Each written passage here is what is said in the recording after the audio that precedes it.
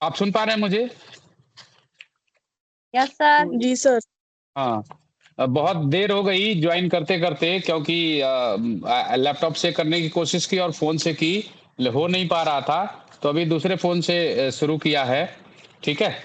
तो जैसा कि हम सबको पता है कि ये रिवीजन क्लास है, तो मैं चाहता हूँ कि आप लोग बताएँ कि इसको कैसे शुरू किया जाए? क्या आपके मन में कोई डाउट है, कोई प्रश्न है ना?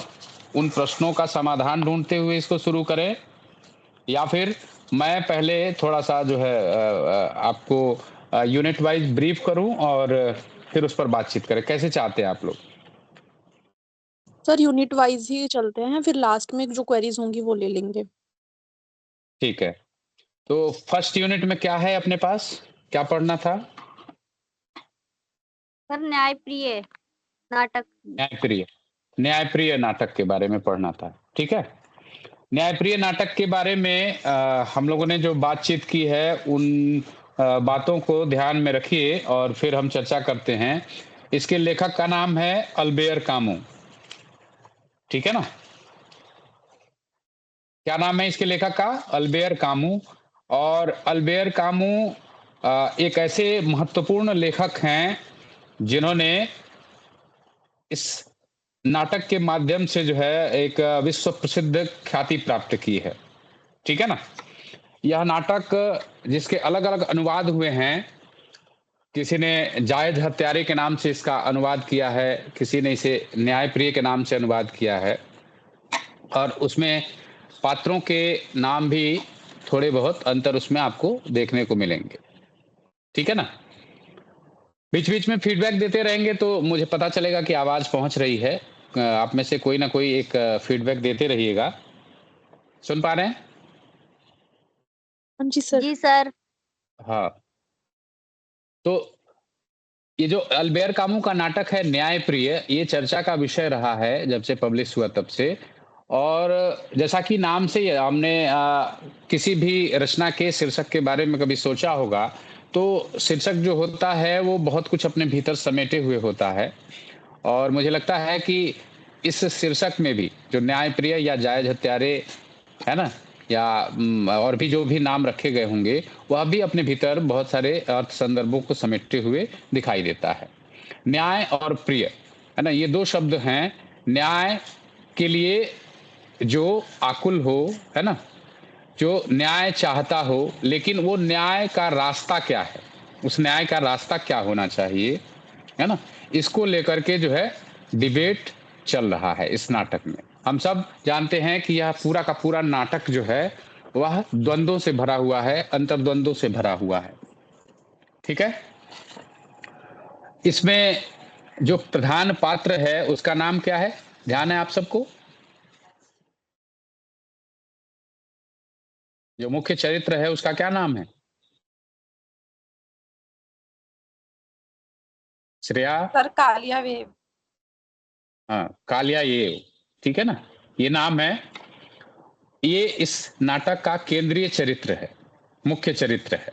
इसके अलावा भी इसमें कई सारे पात्र हैं। एक महिला पात्र है, जिसका नाम क्या है? बताएं। आवाज नहीं आ रही है। दोरा। दोरा। और एक केंद्रीय चरित्र के अपोजिट विचार रखने वाला, विरुद्ध विचार रखने वाला या फिर उससे अलग चलने वाला एक चरित्र है, जिसका नाम है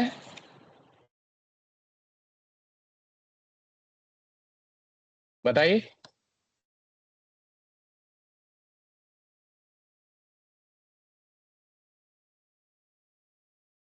बताओ बच्चों, ध्यान नहीं आ रहा है क्या? भूल गए सारा?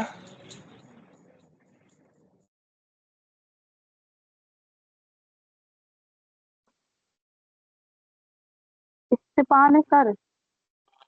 स्टेफान। हाँ। ठीक है ना? तो ये 3 चरित्र जो है वो निरंतर इस नाटक में बने रहते हैं और चर्चा का विषय रहते हैं। इन चरित्रों में जो संवाद होता है, उन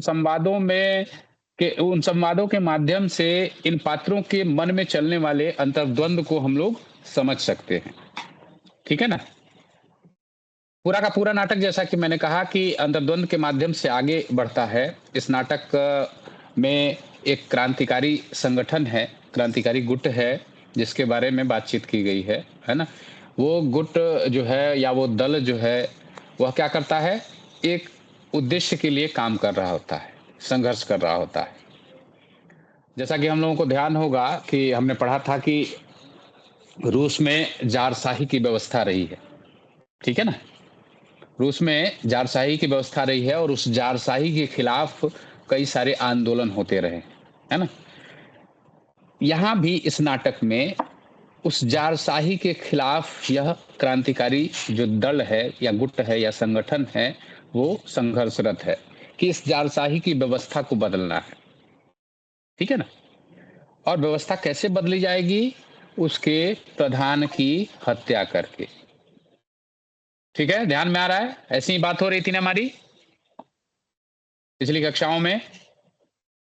जो लोग आते रहे उनको तो ध्यान होगा ना कि जी इस सर। मौजूदा व्यवस्था को कैसे बदला जाए, इसको लेकर के संवाद इसमें दिखाई पड़ते हैं, या क्रांतिकारी संगठन उसके लिए संघर्ष दिखाई पड़ता है कि जो मौजूदा व्यवस्था है वो स्वीकार करने योग्य नहीं है। क्यों? क्योंकि वह दमनकारी व्यवस्था है, वह शोषणकारी व्यवस्था है ना? वह अमानवीय व्यवस्था है। वो मनुष्य के जीवन को क्या करती है? त्रासद बनाती है। ठीक है ना? क्या करती है वो? मनुष्य के जीवन को त्रासदी से भर देती है, दुख से, पीड़ा से, यातना से, है ना? भर देती है। तो ऐसी व्यवस्था कहीं भी किसी भी समाज में स्वीकार योग्य नहीं रही है, कभी भी, है ना? उसको लेकर के विरोध हमेशा से दर्ज होता रहा है। कुछ विरोध सफल हुए हैं, कुछ असफल हुए हैं। लेकिन कहा जाता है ना कि डूबने वाला अचानक से जब उसको कोई विकल्प नहीं दिखाई पड़ता है, तो डूबने वाला अपना हाथ क्या कर देता है? ऊपर उठा देता है ना? उसके पास कोई और विकल्प नहीं होता है। तो जब समाज में ऐसी व्यवस्थाएँ, ऐसी दमनकारी, ऐसी शोषणकारी, अमानवीय व्यवस्थाएँ जब अपने चरम पर पहुँचने लगती हैं और मानव समाज का, मनुष्य का जो है कि जो जीवन की जो पीड़ा है, उसकी जो सहनशीलता है ना? वह बढ़ने लगती है और सहनशीलता उसकी जब टूटने लगती है, तब वह क्या करता है? उसके खिलाफ उठ करके खड़ा हो जाता है ना? इस नाटक में भी जो क्रांतिकारी संगठन है, वो इन्हीं सब समस्याओं को केंद्र में रख करके इन्हीं सब चिंताओं से ग्रस्त है। ठीक है ना? वह जो ये ज़ारशाही है, उस व्यवस्था को उखाड़ के फेंक देना चाहता है और उसके लिए जो उस ज़ारशाही का प्रतिनिधि व्यक्ति है या फिर उसका जो नुमाइंदा है, जिसको कई अनुवादों में कलेक्टर कहा गया है या उसको प्रधान ड्यूक कहा गया है, अलग-अलग तरीके से जो है लोगों ने अनुवाद किया है इसका। तो उसकी हत्या की योजना बनती है कि भई इस व्यवस्था को बदलना है, तो हमको क्या करना होगा? उसको कुर्सी से ही नहीं हटाना पड़ेगा, उसको खत्म करना पड़ेगा, उसकी हत्या करनी पड़ेगी। ठीक है ना? तो अब वो हत्या कैसे होगी, क्या होगी, यह नाटक का कंटेंट बनता जाता है धीरे-धीरे और धीरे-धीरे संवाद भी क्या होने लगते हैं? सामने आने लगते हैं विभिन्न पात्रों के और उन संवादों के माध्यम से अंतर्द्वंद सामने आने लगते हैं, द्वंद सामने आने लगते हैं। कई सारे विषय हैं, जैसे मानवीय मूल्य को लेकर के, न्याय को लेकर के, विद्रोह को लेकर के, क्रांति को लेकर के, ठीक है ना? प्रेम को लेकर के, ऐसे कई सारे विषय हैं जिनको लेकर के इसमें चर्चा होती है, डिबेट दिखाई पड़ता है, प्रत्यक्ष अप्रत्यक्ष दोनों ही रूपों में, है ना? न्याय हो तो कैसा हो, किस तरह से उसको जो है किस तरह से किया गया न्याय जो है स्वीकार्य हो, ठीक है ना? इसको लेकर के पर्याप्त जो है डिबेट इसमें हमको देखने को मिलेगा, ठीक? ये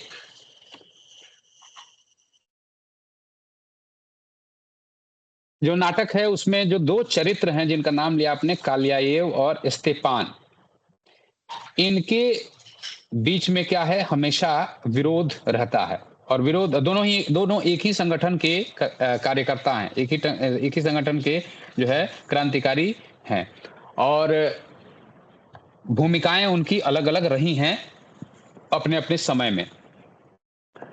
कालियाएव जो है उसमें एक तरह का धैर्य दिखाई पड़ता है, एक तरह के की मानवीयता दिखाई पड़ती है ना? मानवीय मूल्यों को वह तरजीह देने वाला है। लेकिन इसका अर्थ यह कतई नहीं है कि वह न्याय को लेकर के कोई अलग धारणा रखता हो, है ना? वह भी न्याय चाहता है, वह भी इस व्यवस्था को उखाड़ देना चाहता है, उखाड़ करके फेंक देना चाहता है। लेकिन वह जो रास्ता अपनाता है या फिर उसकी जो धारणा है, उसकी जो सोच है, वह स्टेपान की सोच से थोड़ी-सी भिन्न है। स्टेपान को बस रिजल्ट की आवश्यकता महसूस होती है कि किसी भी प्रकार से परिणाम आना चाहिए, किसी भी प्रकार से रिजल्ट आना चाहिए। लेकिन वह रिजल्ट किस माध्यम से आ रहा है, किस रूप में आ रहा है, किस रास्ते से आ रहा है, ये जो है कालियायो का के चिंता की का विषय होता है ना? वो इस पर चिंता करता है। जैसे आप सबने ध्यान दिया होगा जब इस नाटक को हम लोग पढ़ रहे थे कि अ, बग्गी आ रही है और उस पर जो कलेक्टर है या फिर जो प्रधान ड्यूक है वो बैठा हुआ है ना? और उसके साथ उसके बच्चे बैठे हुए हैं। पूरी योजना बन चुकी है कि बम फेंक करके उसकी हत्या कर देनी है। लेकिन ऐसी स्थिति में कालियाएव जो इसका केंद्रीय चरित्र है वो पीछे हट जाता है। वो कहता है कि नहीं, मैं बच्चों के समेत उसको नहीं मार सकता। ठीक है ना? ध्यान में आ रहा है बात? नाटक का ये जो कथा है नाटक में चलने वाली, वो याद है आप सबको? Yes yes sir. सर। हुँ। कि बच्चे को लेकर के वह बगी में चल रहा है और उस बच्चे के साथ कालियाएव उसे नहीं मारता है, छोड़ देता है, लौट आता है। कहता है कि फिर से हम योजना बनाएँगे और जब वो अकेले रहेगा तब उसकी हत्या करेंगे। यह हत्या न्याय के लिए होगी, है ना? अब स्तेपान में और उसमें जो डिबेट शुरू होता है, जो विरोध शुरू होता है, उसको जब हम ध्यान से देखते हैं, उसको जब हम ध्यान से पढ़ते हैं, तो ये जितने भी मूल्यों की चर्चा मैंने की, चाहे मानवीय मूल्यों की बात की, प्रेम की बात की, है ना? न्याय की बात की, विद्रोह और क्रांति की बात की, ये सारे विषय जो है उन दोनों के संवादों से जो है सामने आने लगते हैं। ठीक है ना? दोनों हम जानते हैं कि एक दूसरे के विपरीत विचार रखने वाले व्यक्ति हैं और एक में उच्च श्रृंखलता है और एक में धैर्य है। कालियायो में धर्म है और स्तेपान में उच्च श्रृंखलता है। वह बिना कुछ सोचे समझे, है ना, परिणाम पाने की जल्दी में है, हड़बड़ी में है। जैसे आजकल की पीढ़ी है ना, उसको तुरंत परिणाम चाहिए। परिणाम किस माध्यम से आ रहा है, इसकी चिंता नहीं करनी, हड़बड़ी में है। 21वीं सदी की पीढ़ी हड़बड़ी में है, ऐसा ही इस नाटक में भी हमको दिखाई पड़ता है। ठीक है ना? तो किस रूप में वह परिणाम आ रहा है, यह चिंता का विषय किसके लिए बनता है? कालियायो के लिए बनता है। ठीक है ना?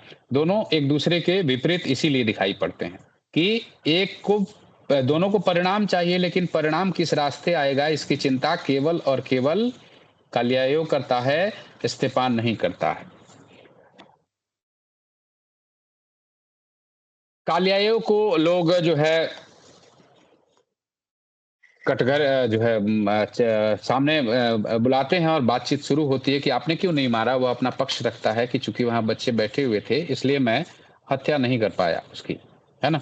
बेशक ये हत्या न्याय के लिए थी, लेकिन अगर मैं उसकी हत्या कर देता तो मुझे जो है हत्यारा जो है समझा जाता, फिर मैं क्रांतिकारी नहीं बन पाता, है ना?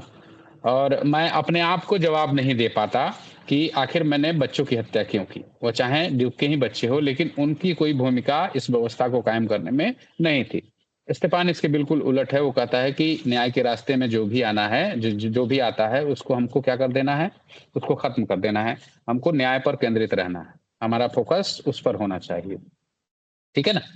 तो इनमें अंतर दिखाई पड़ता है कि एक का अप्रोच जो है वह मानवीय मूल्यों को तरजीह देने वाला है, ठीक है ना?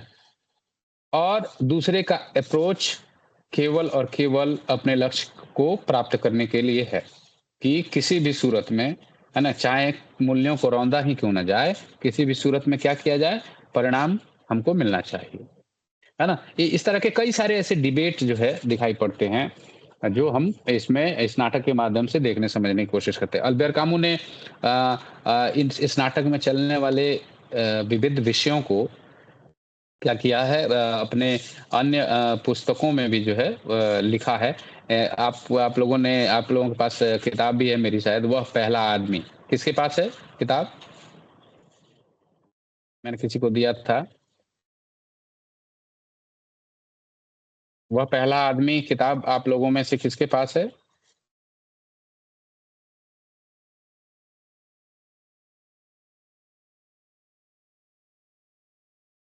सुन पा रहे हैं क्या आप? हेलो बच्चों। जी जी सर, सर, शायद आ रही है वाहिदा आपकी आवाज। हेमलता के पास है? नो सर, मेरे पास नहीं है। कहाँ है सर। बेटा, किसके पास है? सर आई गेस वाहिदा के पास है, मैं उससे कंफर्म करके आपको बताती हूँ। हाँ, नहीं कर लेना। मैं इसलिए पूछ रहा हूँ कि उस किताब में ऐसे चैप्टर आपको मिलेंगे, उसमें देखेंगे आप, वह पहला आदमी अल्बेर कामू पर आधारित है ये किताब।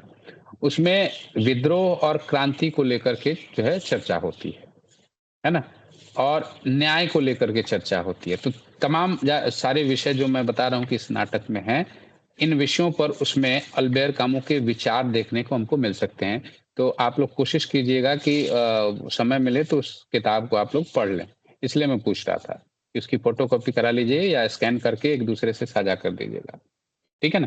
तो तमाम सारे ऐसे विषय हैं।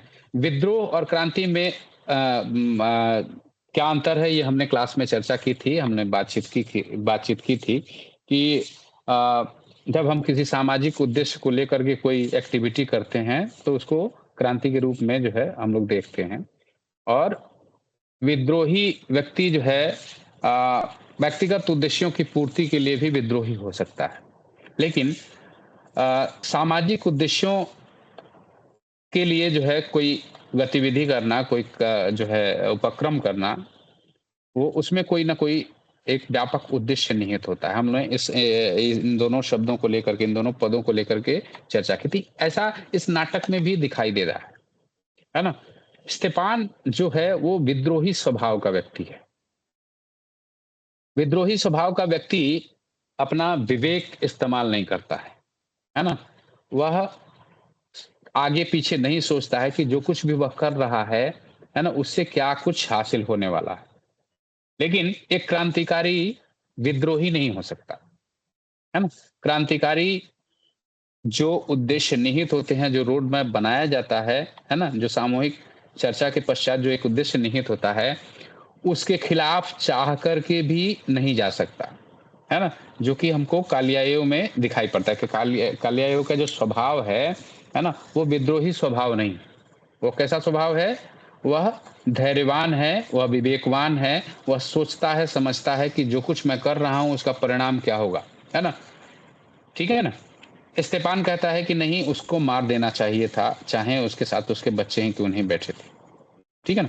तो ये पूरी की पूरी कथा आप लोगों को ध्यान में होगी और उसके माध्यम से जो संवाद इस नाटक में घटित होते रहते हैं, कई सारे विषय जो है हम लोगों को देखने को मिलते हैं। ठीक है ना? मनुष्यता को लेकर के, मानवीय मूल्यों को लेकर के, प्रेम को लेकर के, न्याय को लेकर के, है ना? जो स्तेपान है, उसके मन में कोई भी श्रद्धा, कोई भी भाव, कोई भी मूल्य नहीं है। ठीक है ना? दोनों के बीच में एकमात्र संबंध है और वह है एक दूसरे की बातों को अस्वीकार करने का संबंध। ठीक है ना?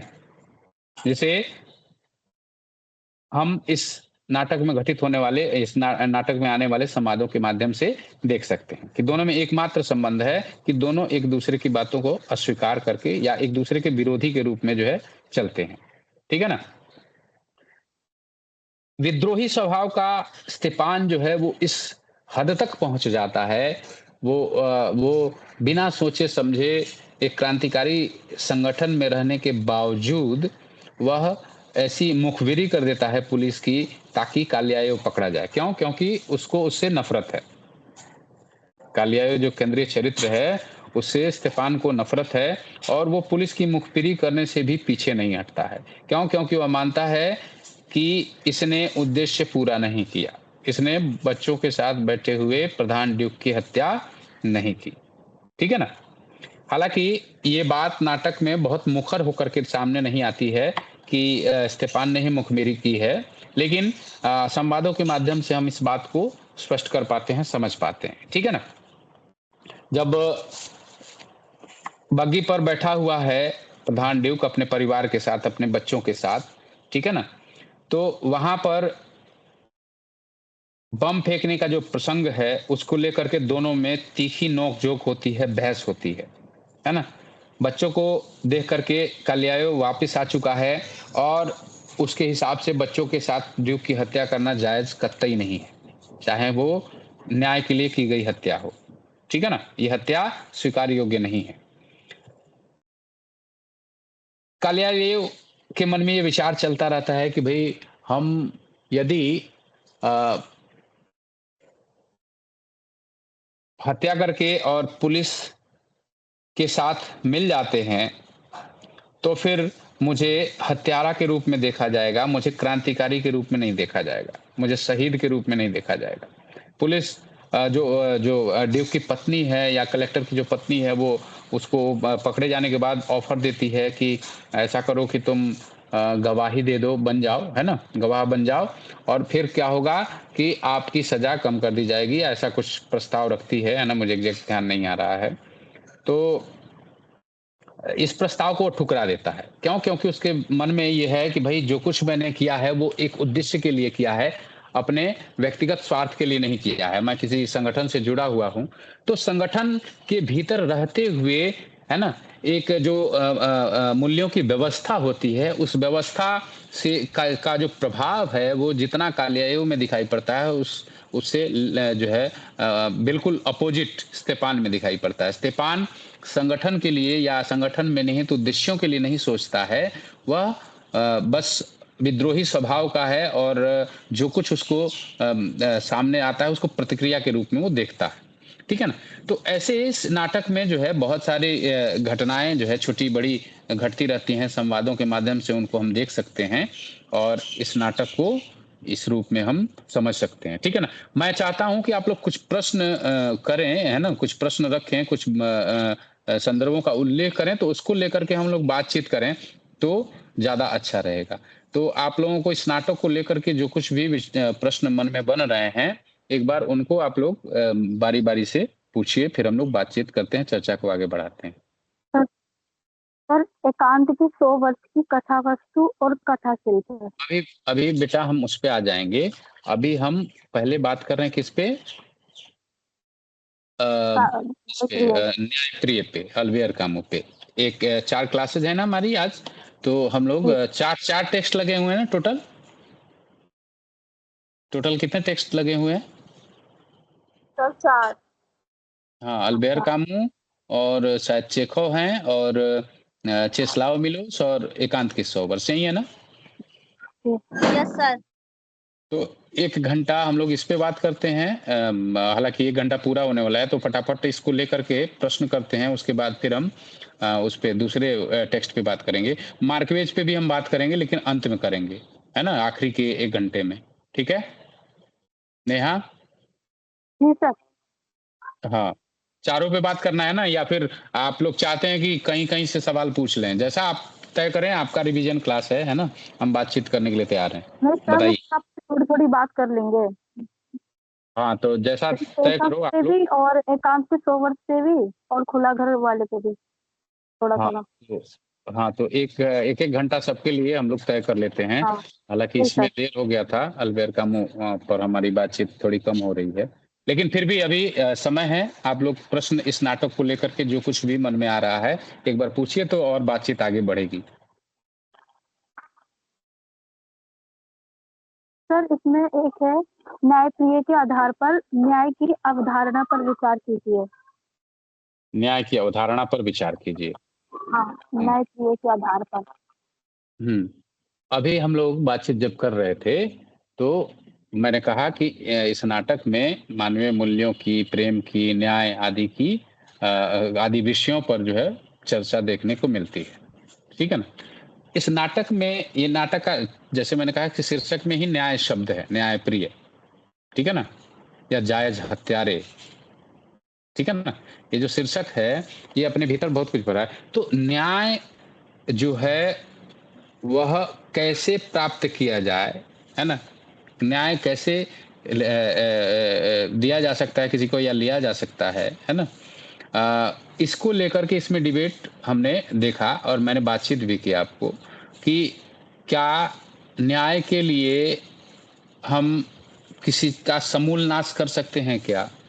या फिर जो दोषी व्यक्ति है ना? या जो दोषी विचारधारा है ना? या जो दोषी व्यवस्था है, उसको उस पर अंकुश लगा करके, है ना?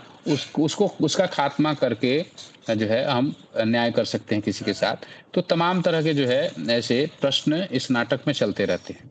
तो ये जो प्रश्न बना है कि न्यायप्रिय के आधार पर न्याय की अवधारणा, है ना? अब न्याय के बारे में अल्बेयर कामू का क्या कहना है? सबसे पहले तो ये विचार जो है आपको जो मैंने जो बताया आपको कि वह पहला आदमी, उसको पढ़िए, उसमें न्याय को लेकर के अल्बेयर कामू क्या कुछ सोचते हैं, क्या कुछ धारणा रखते हैं। और जब एक रचनाकार कुछ लिख रहा होता है, तो वो अपने पात्रों के माध्यम से स्वयं ही कई सारे विचार रख रहा होता है। ठीक है ना? कई सारी बातें रख रहा होता है। तो जो कालियाएव है और जो स्टेफान है, उनके बीच चलने वाले जो संवाद हैं, है ना? उन संवादों के माध्यम से अल्बेयर कामू के विचार ही तो सामने आ रहे हैं, है ना? जैसे हत्या को लेकर के ही जो दोनों में डिबेट चलती है, तो उसमें किसके विचार हमको आकर्षित करते हैं? कालियाएव के, है ना? और वो विचार किसके विचार हो सकते हैं? वो अल्बेयर कामू के विचार हैं। ठीक है ना? तो कुल मिलाकर के इस नाटक का जो कंटेंट है और उस कंटेंट के आधार पर हमको तय करना है कि न्याय क्या है, कैसा होना चाहिए न्याय, किस रूप में प्राप्त होना चाहिए, उसके लिए क्या कुछ किया जा सकता है ना? क्या हत्या करके ही न्याय मिल सकता है? ठीक है ना? हमारे सामने गांधी दर्शन भी है ना? गांधी ने न्याय की अवधारणा क्या रखी? इसको लेकर के आप चर्चा कीजिए एक बार इस प्रश्न में, ठीक है ना? गांधी ने हत्या का, हिंसा का मार्ग अपनाया क्या? बताइए। अहिंसा। अहिंसा का मार्ग अपनाया, नो लेकिन सर। जो उनके उनके साथी कई सारे अलग विचार भी हमको देखने को मिलते हैं। और इस नाटक को हम पढ़ भी क्यों रहे हैं? इसलिए पढ़ रहे हैं, भारतवर्ष में बैठ करके क्यों पढ़ रहे हैं? क्योंकि ये प्रासंगिक है। ऐसे तमाम विषय इसमें समेटे गए हैं, खासकर न्याय की अवधारणा को लेकर के, जो हमारे लिए भी जो उतने उतने ही, हमारे ही समाज के लिए उतने ही प्रासंगिक हैं। गांधी ने क्यों अहिंसा का रास्ता चुना, है ना? उनके लिए वो भी तो न्याय के लिए लड़ रहे थे ना, है कि नहीं? न्याय के लिए वे भी लड़ रहे थे और लोग भी लड़ रहे थे। लेकिन कई लोग थे जो कहते थे कि नहीं, जो है हिंसा का रास्ता यदि आवश्यकता पड़े तो अपनाया जा सकता है, अपनाना चाहिए। हमारे हमारा जो साहित्य है, हमारा जो वाङ्मय है, उसमें भी जो है न्याय को लेकर के जो है चर्चा है। तो इन सारी चर्चाओं को हम एक बार जो है केंद्र में रखेंगे और उसमें अल्बेयर कामू कहाँ ठहरते हैं, है ना? गांधी के क्या विचार हैं न्याय को लेकर के, इन सारी चीजों की चर्चा जब हम इस प्रश्न में करेंगे तो ये प्रश्न जो है पूरा हो जाएगा। लेकिन केंद्रित रहना है आपको इस नाटक में, जो संवाद हैं उन्हीं के आधार पर। बाकी उस बात को पुष्ट करने के लिए या उस बात की तुलना करने के लिए, है ना, आप इधर-उधर से संदर्भ ले सकते हैं। जैसे मैंने गांधी दर्शन की बात की, या फिर और भी जो लोग हैं, न्याय संहिता हमारे यहाँ क्या रही है ना? बाहर पश्चिमी साहित्य में न्याय संहिता क्या रही है, ठीक है ना? इन सारी चीज़ों की चर्चा हम इसमें कर सकते हैं। ठीक है नेहा? जी सर। और बताओ। एक और विषय इसमें आता है जो आपको ध्यान होगा, कि जो दोरा है ना? वो दोरा कालियायो से प्रेम करती है। याद आ रहा है आप लोगों को? हमने पढ़ा था। पहले वो स्टेफान की प्रेमिका रहती है, बाद में वो कालियायो से प्रेम करती है। तो ये प्रेम प्रसंग दरअसल ला करके अल्बेर कामू ने एक एक नए संदर्भ को जो है इसमें रखने का काम किया है कि क्रांतिकारी संगठन के लिए जनरली जो जो मार्क्सिस्ट ग्रुप है ना? संगठन है, समूह है। उन्होंने रशिया में जो है ऐसी व्यवस्था को उखाड़ फेंकने में अपनी भूमिका निभाई। तो एक क्रांतिकारी संगठन के लिए क्या प्रेम करने की जगह या प्रेम जैसे जैसे मूल्य के लिए कोई जगह उसके भीतर हो सकती है क्या? इसको लेकर के भी इसमें डिबेट है, आपको ध्यान होगा, है ना? अ, क्या वो प्रेम कर सकता है क्या? तो प्रेम इसको लेकर के भी जो है आप उसमें वह पहला आदमी में देखेंगे या फिर अल्बेर कामू पर कुछ अगर आपको नोट्स वगैरह होंगे आपके पास तो पढ़ेंगे।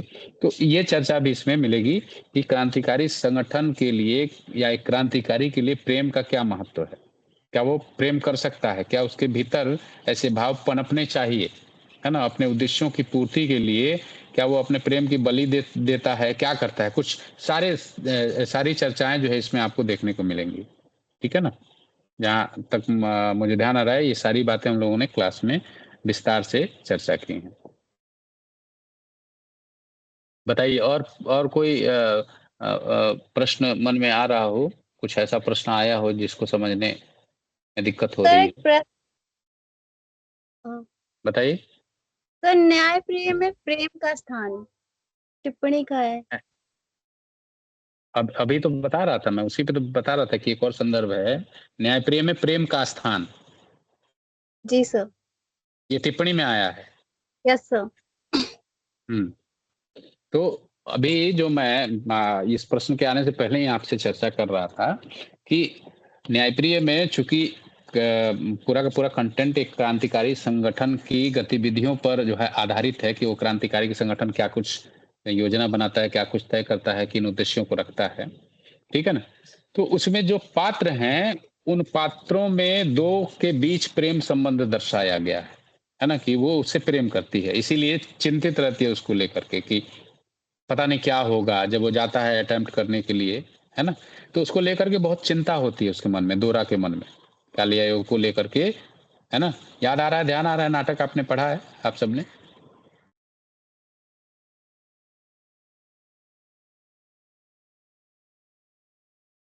बताइए। जी सर। है ना? ये जो है ये प्रसंग हमने चर्चा की थी कि वह कालियायो से प्रेम करती है और न्याय को लेकर के उन दोनों के बीच में जो संवाद है, वो भी प्रभावी है। ठीक है ना? कि संगठन का जो उद्देश्य है, उसकी पूर्ति में हमारा प्रेम जो है कहीं आड़े तो नहीं आ रहा है। ठीक है ना? इसको लेकर के भी दोरा के मन में अंतर्द्वंद चलता रहता है कि कहीं वह प्रेम में पड़ कर के कमज़ोर तो नहीं हो रही है। ठीक है ना? Okay sir. इससे हाँ, इससे इससे ये बात सामने आती है कि जब हम एक सामूहिक उद्देश्य की पूर्ति के लिए जो है चल रहे होते हैं, तो क्या हम अपने स्वत्व का या अपने उसका अपने अपनी व्यक्तिगत विशिष्टता का या अपने वैयक्तिकता का जो है अंत कर देते हैं क्या? ठीक है ना? क्योंकि एक मनुष्य होने के नाते प्रेम करना हमारा स्वभाव हो सकता है और हमारे स्वभाव में अस्थायी भाव हमारे भीतर हो सकता है ना? लेकिन जब हम एक संगठन में जुड़ते हैं तो क्या वो संगठन अपने उद्देश्यों की प्राप्ति में जिस दिशा में आगे बढ़ रहा है वहाँ पर आपका प्रेम तो आड़े नहीं आ रहा, है ना? और वो कर सकता है क्या? तो ये सारी चीज़ें लेकर के उसमें जो है चर्चा है। आप नाटक के संवादों को एक बार ध्यान से पढ़िए तो आपको टिप्पणी लिखने भर का जो है मैटर वहाँ से मिल जाएगा, जो अभी मैंने आपके पूछने से पहले ही बताना शुरू किया था। ठीक है? और कुछ? ठीक है।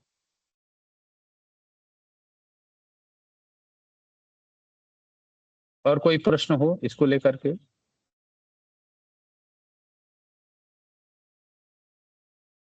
सर एक बताइए। बार अगेन आप रिपीट कर देंगे जो भी आपने बताया है? क्या रिपीट करना है? टिप्पणी के बारे में सर। टिप्पणी के बारे में हमने कहा कि जो मान लो टिप्पणी आए कि न्यायप्रिय में प्रेम की अवधारणा, ऐसा ही करके आया था ना प्रश्न? क्या आया है टिप्पणी में? न्याय प्रिय में सर न्याय प्रिय में प्रेम का स्थान। न्याय प्रिय में प्रेम का स्थान, ठीक है ना? जैसा मैंने कहा कि पूरा का पूरा नाटक एक क्रांतिकारी संगठन की गतिविधियों पर आधारित है। एक क्रांतिकारी संगठन जो नालायक, एक सेकंड होल्ड करो। हेलो, हाँ जी, मैं ऑनलाइन मीटिंग में हूँ, है ना? जब कॉल पिक नहीं किया दोबारा क्यों कर रहे हो?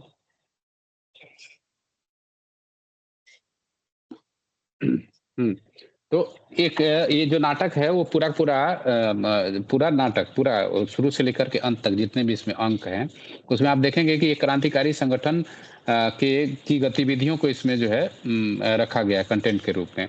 और वो क्रांतिकारी संगठन एक निहित उद्देश्य के लिए काम कर रहा है।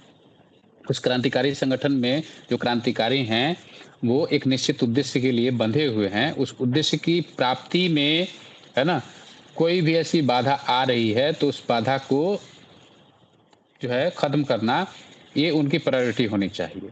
लेकिन ऐसे में उनकी जो वैयक्तिकता है या एक व्यक्ति के रूप में उनके भीतर जो भाव निहित हैं, है ना, वो क्या स्पेस पा सकते हैं, जगह पा सकते हैं। जैसे कालियाए और दोरा के बीच में जो प्रेम संबंध है ना, जिसको लेकर के वह चिंतित रहती है कि कालियाए जा रहा है जो करने के लिए, जिस उद्देश्य की पूर्ति के लिए, उसमें पता नहीं क्या हुआ, वो पकड़ा तो नहीं गया। दिन निरंतर बेचैन होती है, एक पॉजिटिवनेस, है ना, उसमें दिखाई पड़ता है उसको लेकर के, आप सबको याद होगा, है ना। लेकिन प्रश्न ये है कि ये जो विचारधारा है ना, ये जिस विचारधारा पर यह संगठन काम कर रहा है, उस विचारधारा में क्या प्रेम के लिए कोई जगह है ना? तो ऐसा देखने को मिलता है कि कई सारे ऐसे लोग हैं जिनको कहते हैं कि जो ये मान करके चलते हैं कि उद्देश्य की प्राप्ति के रास्ते में यदि आपका प्रेम ही आड़े आ रहा हो तो उस प्रेम को नष्ट किया जा सकता है। फिर ये आता है कि क्या ये वाजिब है? ठीक है ना? क्या ऐसा करना वाजिब है? क्या अपनी वैयक्तिकता का या अपनी व्यक्तिगत विशिष्टता का नाश कर देना, है ना?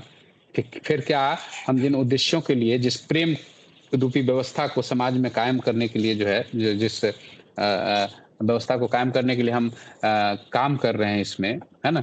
फिर जब प्रेम से हम खुद ही संपृक्त नहीं होंगे, तो क्या हम समाज में ऐसी व्यवस्था कायम कर सकते हैं क्या? तो ऐसे कई सारे डिबेट जो है आपको वहाँ देखने को मिलेंगे। उसी को इसमें टिप्पणी में जो है आप यहाँ लिख सकते हैं। ठीक है? एक पार्टिकुलर विचारधारा के संदर्भ में प्रेम की चर्चा आपको करनी है, आपको ध्यान में रहना चाहिए। ठीक है ना? ठीक है नेहा? जी सर। एक और हाँ, और कोई क्या पूछ रहा है बच्चा? बता। न्यायप्रिय के आधार पर राजनीतिक हिंसा के स्वरूप पर विचार कीजिए। किसके आधार पर? राजनीतिक। राजनीतिक आधार पर? सर बोल रहे हैं राजनीतिक, क्या न्यायप्रिय के आधार पर राजनीतिक हिंसा के स्वरूप पर विचार कीजिए। न्यायप्रिय के आधार पर राजनीतिक हिंसा के स्वरूप पर विचार कीजिए। तो अभी हमने जो चर्चा की, है ना, चर्चा अभी हमने जो की वो इसी पर तो आधारित है ये चर्चा। अभी हमने बताया ना, जो कंटेंट पर बात करते, जो कथा पर बात करते हुए कि न्यायप्रिय आधार में रहेगा ही, कोई भी प्रश्न बनेगा तो उस पर न्यायप्रिय जो है केंद्र में रख करके हमको बातचीत करनी है। राजनीतिक हिंसा, है ना, ये राजनीतिक हिंसा है ना भाई। संगठन की भी अपनी राजनीति है, किसी न किसी संगठन की अपनी राजनीति होती है कि नहीं होती है? होती है ना? Yes sir. और जो व्यवस्था है उसकी भी अपनी राजनीति है। दोनों ही राजनीतिक गुटों में, संगठनों में या दलों में, है ना, क्या है, एक विरोध होता है ना? और उसको लेकर के जब एक राजनीतिक एक क्रांतिकारी संगठन ये तय करता है कि हमको इस व्यवस्था को नाश करना है ना? और उसको लेकर के हत्या का रास्ता अपनाया जाता है कि इसका खात्मा कर देंगे तभी यह व्यवस्था बदलेगी, है ना? क्योंकि परिवर्तन का कोई और मार्ग उसको दिखाई नहीं पड़ता है। ठीक? तो ये राजनीतिक हिंसा ही तो है।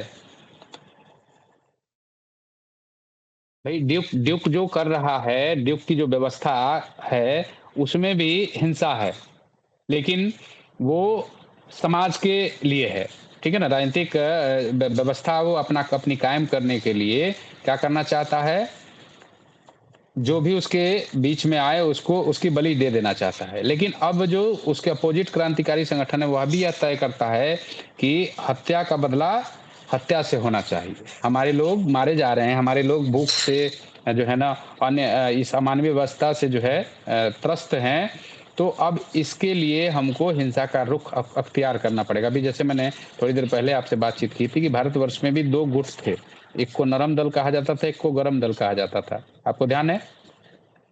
गरम दल के जो लोग थे वो ये चाहते थे कि भाई हमको यदि इसके लिए किसी की हत्या करनी पड़े, किसी की बलि चढ़ानी पड़े, है ना? तो भी हमको पीछे नहीं हटना चाहिए।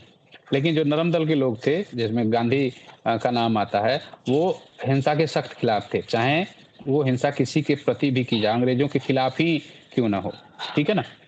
तो एक ने जो है हिंसा का मार्ग अपनाया, है ना? और आपने देखा होगा कि कई सारे अंग्रेज अफसरों की हत्या जो है हमारे क्रांतिकारियों ने की, है ना? उद्देश्य की पूर्ति के लिए कि हम उनको ये मैसेज दे सकें कि नहीं, हम कमज़ोर नहीं हैं, है ना? और हमें अब हमारे भीतर जो है आज़ादी की आकांक्षा को कोई दबा नहीं सकता। गांधी भी वही आकांक्षा रखते थे, है ना? लेकिन उनका मार्ग अलग था। तो कुल मिलाकर के इस संगठन और उस व्यवस्था के बीच में जो राजनीतिक हो रही है ना? जो राजनीतिक सत्ता को हस्तांतरित करने की जो इसमें पहल है, उसमें हिंसा को लेकर के भी जो है चर्चा होती है। हिंसा की क्या जगह है, इसको लेकर के चर्चा होती है। तो जब हम नाटक को ध्यान से जो है देखेंगे, तो इस प्रश्न का उत्तर जो है हम लिख पाएँगे। ठीक है?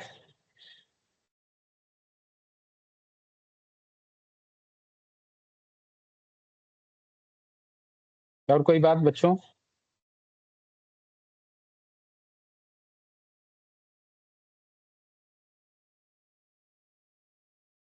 Hello,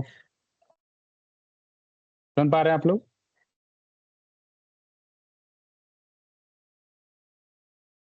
hello, hello. Yes sir. हाँ बेटा। और कोई प्रश्न है या दूसरे उस पे चलें? क्या कहते हैं? दूसरे लेखक पे बात करें। बताइए। दूसरे लेखक से बात कीजिए। अगला लेखक कौन-सा है? हुँ, चेखव चेखव चेखव हैं? हाँ, चेखव की कहानियाँ वगैरह पे उसकी हाँ, समीक्षा। चेखव चेखव की कहानियाँ, है ना? चेखव विश्व प्रसिद्ध कहानीकार हैं, है ना? अपने समय से लेकर के आज तक उनकी प्रासंगिकता उनकी इस कहानीपन के कारण ही बनी हुई है ना? हम जानते हैं कि इनका भी संबंध रसिया से ही है ना? इनकी कहानियाँ भी वहीं उसी व्यवस्था पर केंद्रित हैं, ठीक है? और इनके भीतर एक जो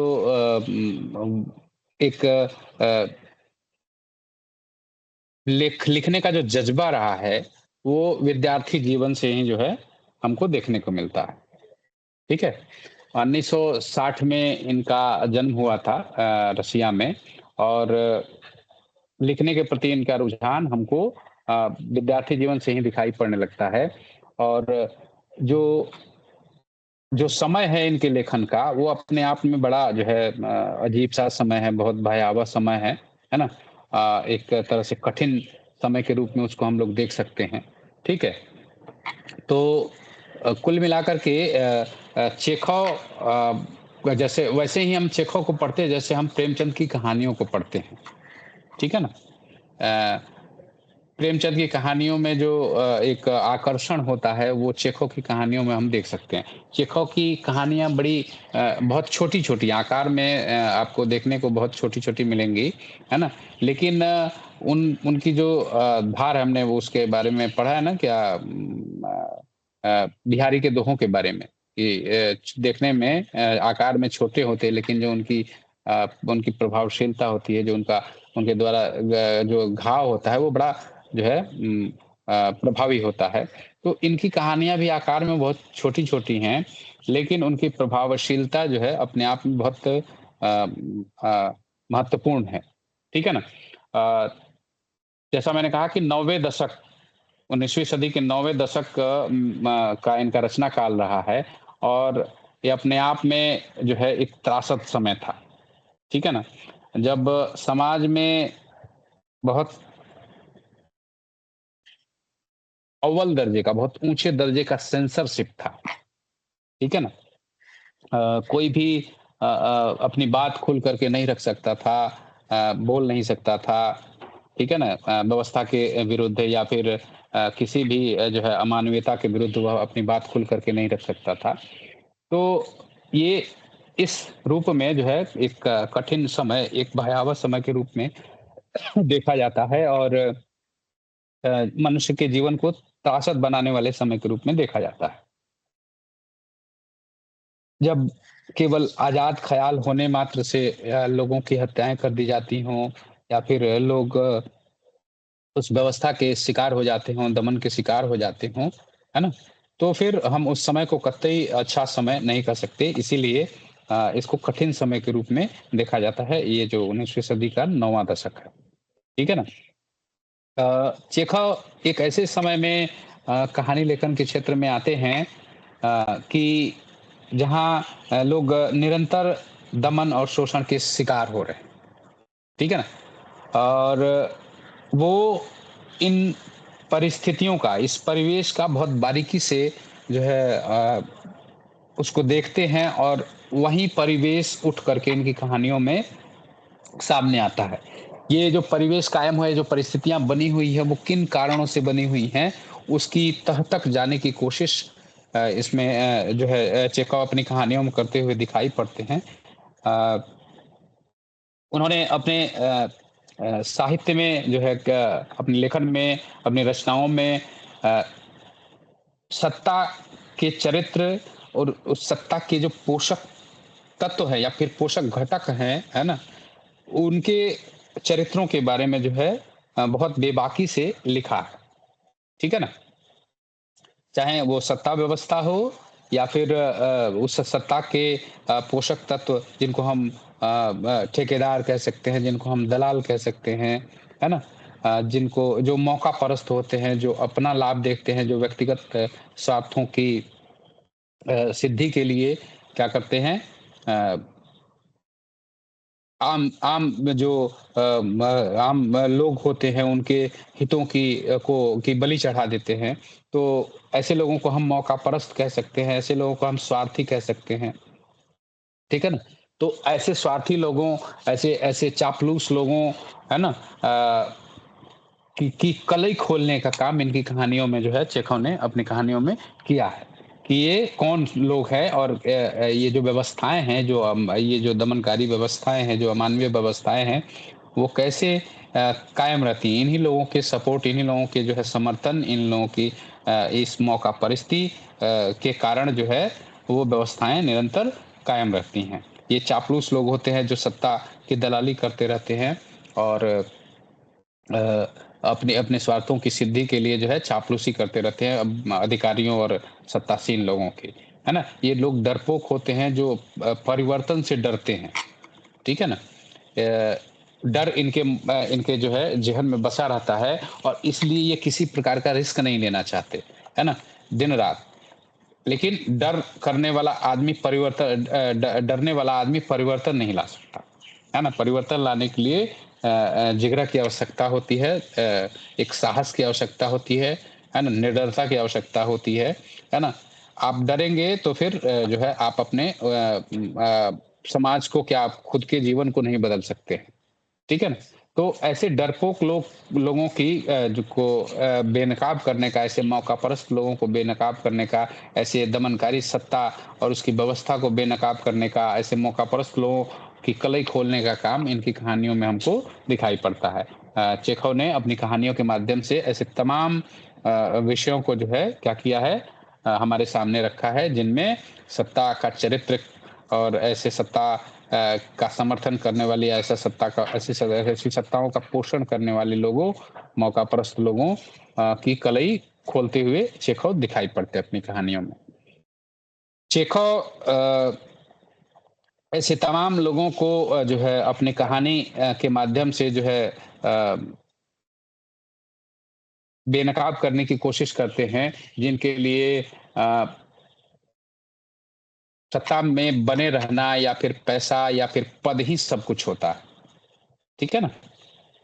उनकी कहानियों को जब हम पढ़ेंगे तो हमको उन कहानियों में जो चरित्र आते हैं, है ना?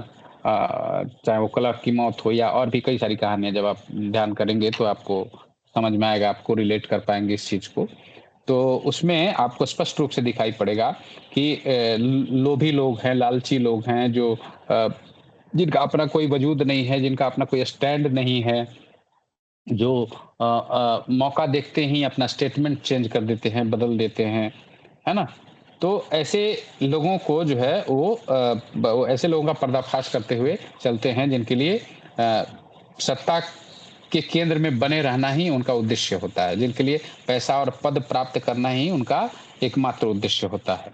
ठीक है ना? तो ऐसे लोगों के ऐसे लोगों का चरित्र चित्रण दरअसल चेखव की कहानियों में हमको देखने को मिलता है। ठीक है ना? चेखव की कहानियाँ ऐसे ही लोगों के चरित्र को अपना विषय बनाती हैं।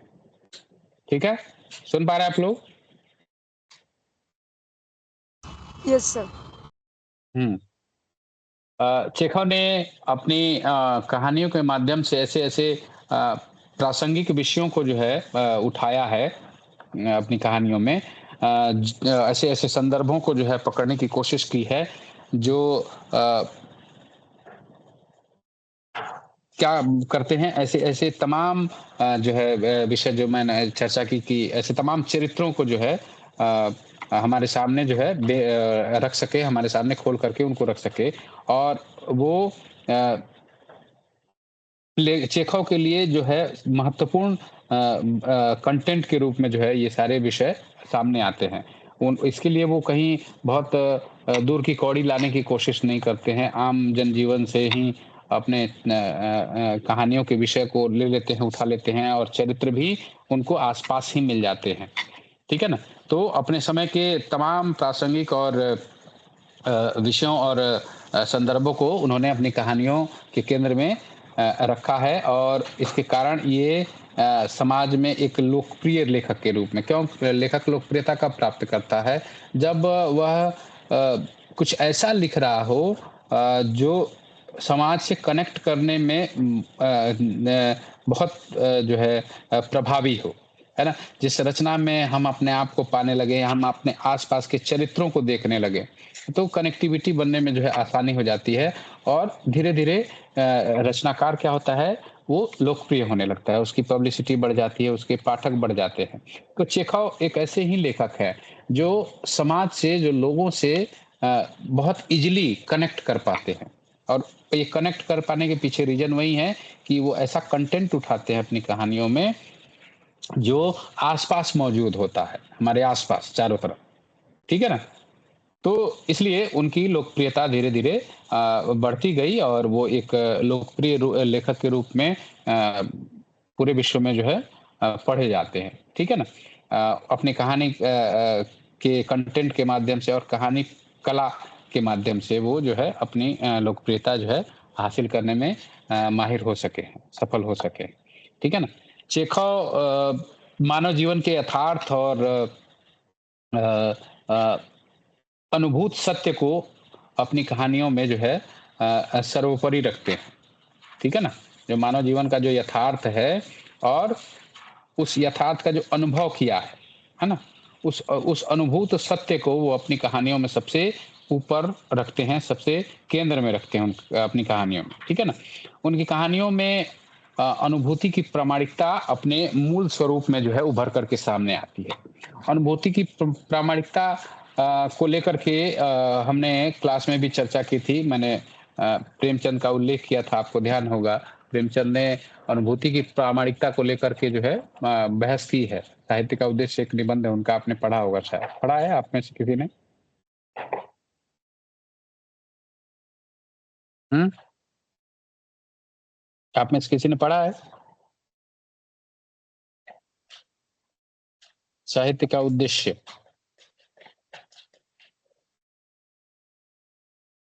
बच्चे आवाज़ आ रही है? सुन पा रहे हैं आप लोग?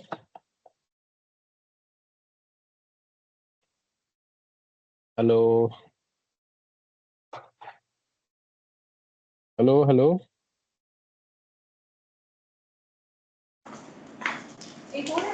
जी सर। अरे आप लोग सुन नहीं रहे हैं क्या? कह रहा हूँ साहित्य का उद्देश्य किसी ने पढ़ा है आप में से?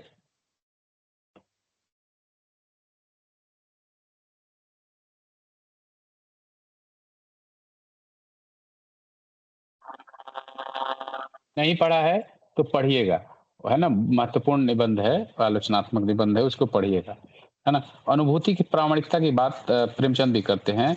अनुभूति की प्रामाणिकता को कैसे समझ सकते हैं? मान लीजिए कोई घटना घटती है और एक संवेदनशील व्यक्ति होता है, जो लेखक होता है, वो उस घटना से जो अनुभव प्राप्त करता है, उससे उसकी अनुभूति का निर्माण होता है।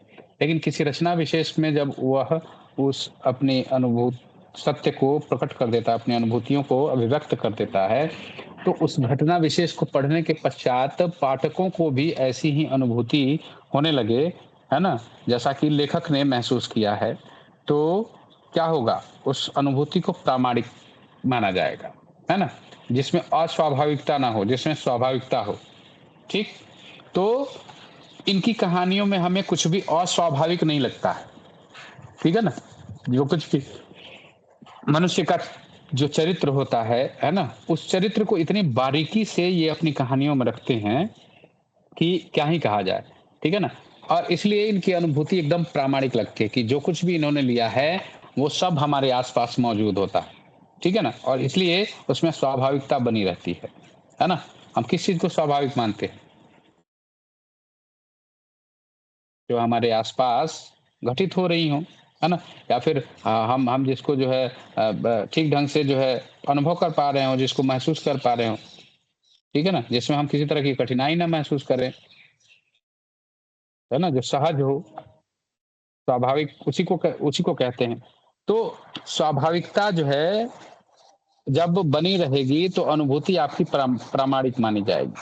इनकी कहानियों में भी हमें अनुभूति की प्रामाणिकता स्पष्ट रूप से दिखाई पड़ती है। चेखव की कहानियों में जो उनकी अनुभूति होती है, वो तीक्ष्ण और तीव्र भी होती है, ठीक है ना? कैसे? कि वो मानव जीवन की सच्चाई को अनायास सामने रखने लगते हैं, ठीक है ना? जैसा मैंने कहा कि जो कुछ भी हमारे आस-पास घटित हो रहा है, जैसा भी हमारा चरित्र है, वो सब इनकी कहानियों में बिल्कुल प्योरिटी के साथ, शुद्धता के साथ जो है आने लगता है ना? तो वही मानव जीवन का सत्य, है ना? वही मानव जीवन का सत्य इनका अनुभूत सत्य बनता है और वो अनायास इनकी कहानियों में आने लगता है। इस सच्चाई को प्रकट करने के लिए वे कोई प्रयास नहीं करते हैं, ठीक है ना? कोई सायास प्रयास करते हुए नहीं दिखाई पड़ते हैं। अपने आप जो है वो चीज़ें जो है आ जाती हैं इसमें, इनकी कहानियों में। सहजता के साथ, सरलता के साथ उभर आती हैं। ऐसा नहीं है कि इन्होंने योजनाबद्ध तरीके से चीज़ों को सेट किया हो, है ना? संदर्भों को, प्रसंगों को रखा हो और मतलब कृत्रिमता, कहने का मतलब है कि कृत्रिमता नहीं दिखाई पड़ती है, एक सहजता दिखाई पड़ती है, एक सरलता दिखाई पड़ती है, एक स्वाभाविकता दिखाई पड़ती है। ठीक है ना? और वो इसलिए है क्योंकि ये कुछ भी अपनी तरफ से जो है जोड़ने की कोशिश नहीं करते हैं रचनाकार। जनरली करता क्या है कि जो बाहर मौजूद होता है उसी का अभ्यांतरीकरण करता है और फिर उसको सजा करके, उसको निखार करके फिर बाहर दे देता है समाज को, है ना? यानी कि बाह्य का आभ्यंतरीकरण और आभ्यंतर का बाह्यकरण ये निरंतर चलता रहता है। ये आभ्यंतर का बाह्यकरण किस रूप में होता है? एक रचना के माध्यम से होता है। किसके माध्यम से? एक रचना के माध्यम से। तो जो कुछ भी रचनाकार ने बाहर से जो उसका अनुभूत सत्य था उसको आभ्यंतरीकरण किया, उसमें यदि बहुत वह हेर-फेर नहीं करेगा, है ना? बहुत इधर-उधर नहीं करे तो कृत्रिमता आने का सवाल नहीं होता, है ना? बस उसको निखारना है, उसको तपा करके, उसको निखार करके जैसे एक कुम्हार किसी बर्तन को आकार देता है, सुंदर आकार देता है, बस वो आकार दे करके समाज के बीच रख देना है।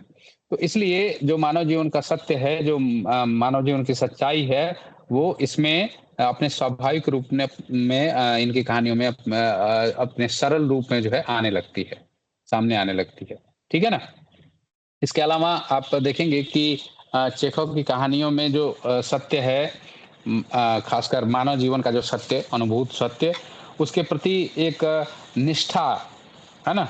और एक आस्था दिखाई पड़ती है इनकी कहानियों में। चेखव मानव जीवन के सत्य के प्रति निष्ठावान व्यक्ति हैं, निष्ठावान रचनाकार हैं, ठीक है ना? वो आस्था रखते हैं, ठीक है? और उसी को अपनी रचनाओं में पिरोते हैं, ठीक है ना?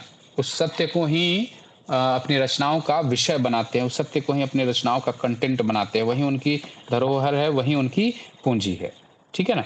इसके साथ ही जो मानव जीवन की जो कुरूपता है, ठीक है ना? मानव जीवन की जो कुरूपता है, जो उसका मनुष्य का जो दोगलापन है ना? जो दरिद्रता है वो सब इनकी कहानियों में स्थान पाते हैं, ठीक है ना? हम सब जानते हैं कि हम सबके जीवन का कुछ न कुछ यथार्थ है, जो कुरूप होता है, जो हमारे हमारे दोगलेपन को सामने ले आता है, जो हमारी दरिद्रता को, हमारी स्वार्थपरता को, हमारे भीतर छुपे हुए हिंसक जानवर को सामने लेकर के आता है ना? हम हमारी हमारी नपुंसकता को, हमारे डर को, है ना? सबको हमारे हमारी मौका परस्ती को, हमारी चापलूसी को, सबको सामने लेकर के आता है। तो वहीं इनके लेखन में जो है स्थान भी पाता है, ठीक है ना? इसके प्रति लेखक जो है, चेखव जो है वो बहुत सजग रहते हैं, बहुत सजग लेखक के रूप में इन सारी चीज़ों का मानव जीवन की कुरूपता को, उसके यथार्थ को, उसके दोगलेपन को ये अपनी कहानियों में जो है स्थान देते हैं। अ, इन इन सभी की अभिव्यक्तियाँ चेखव बहुत ही बेबाकीपन के साथ करते हैं, ठीक है ना?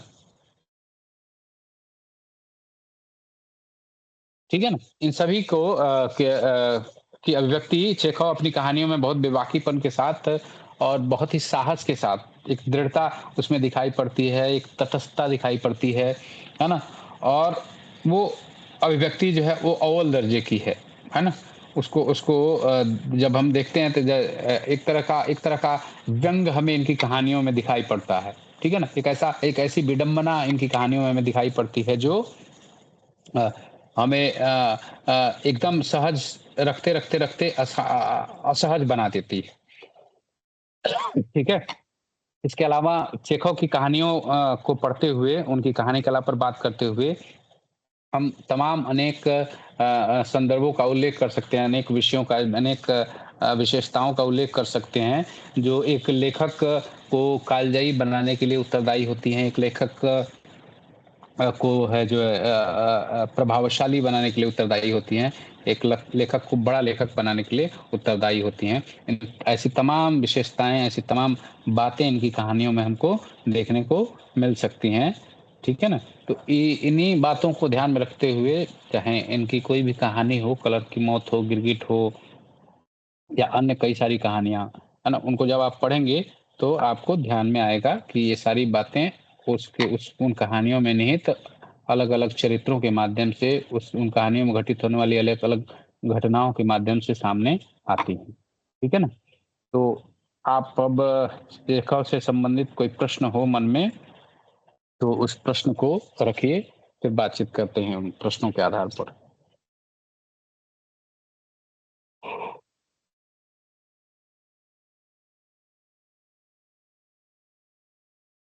बताइए बच्चों।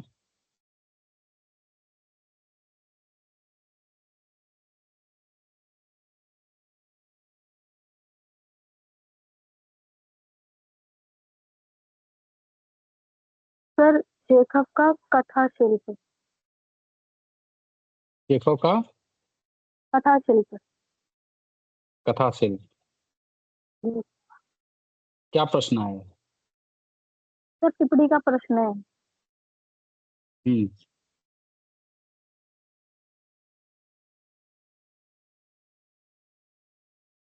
टिप्पणी में प्रश्न आया चेखव का कथा शिल्प। जी। कथा शिल्प के बारे में आप क्या जानते हैं? कुछ पढ़ा है कभी?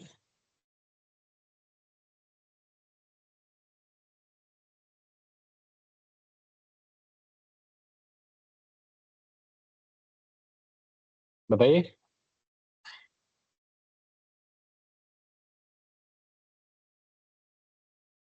कथा शिल्प के बारे में कुछ पढ़ा है? क्या समझते हैं कथा शिल्प के माध्यम से?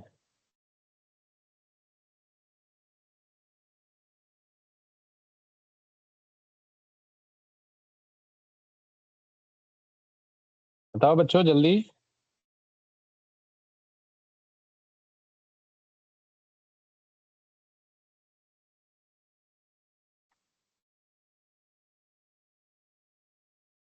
सुन पा रहे हैं क्या आप लोग?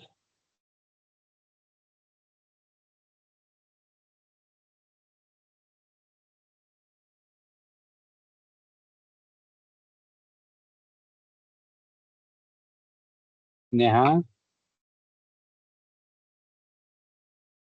सर कहानी सर की यही बनावट। चीज। हाँ, उसकी बनावट, उसकी एक विधि, बस किस तरह से उसको उसका विकास हो रहा है हाँ और चीजें शिल्प। प्रदर्शित हो रही है। हाँ। हाँ, कहानी कथा शिल्प का क्या अर्थ है? कथा शिल्प का अर्थ है कि कहानी को लिखने और प्रस्तुत करने का तकनीक क्या है ना? टेक्निक, उसकी विधि, प्रविधि, ठीक है ना, पद्धति, ठीक है ना, जिससे क्या हो, कहानी स्वाभाविक हो, स्वाभाविक लगे, प्रभावी लगे, आकर्षक लगे, ठीक है ना, उसी को कहा जाता है शिल्प। शिल्प पक्ष, भाव पक्ष और शिल्प पक्ष, दो ऐसे ऐसे शब्द पदबंध आते हैं जो आपने सुना होगा, भाव पक्ष और शिल्प पक्ष, ठीक है ना। शिल्प में क्या क्या शामिल होता है? उस रचना का कथानक, है ना, उसका उसमें निहित जो पात्र है ना, जो संवाद है, और जो शैली है, जो उसकी भाषा है, इन सब चीजों को लेकर के उसमें चर्चा की जाती है, ठीक है ना, शिल्प पक्ष में। तो यहाँ भी वही प्रश्न है कि चेखव की कहानियों में कथा शिल्प, यही प्रश्न है ना? जी सर। ठीक है। तो जब आप कहानियां पढ़ रहे होंगे तो आपने देखा होगा कि कहानियां जो चेखव ने लिखी है, जैसे मैंने शुरुआत में ही बताया कि आकार में बहुत छोटी छोटी कहानियां हैं, है ना, बहुत छोटी छोटी कहानियां। पढ़ी है कोई कहानी चेखव की? हम्म चेखव की कोई कहानी पढ़ी है बच्चे?